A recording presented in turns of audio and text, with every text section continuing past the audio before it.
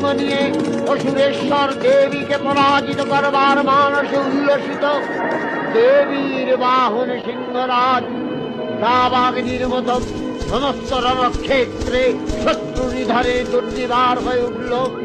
নানা প্রহরণধারিণী দেবী দুর্গা মধুবান প্রদার করলে।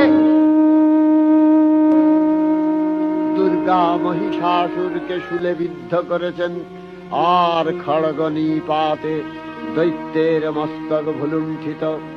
তখন অসুর নাশিনী দেবী মহালক্ষ্মীর আরাধনা গীতি সুষমা দেবা পৃথিবীতে পরিব্যাপ্ত হল।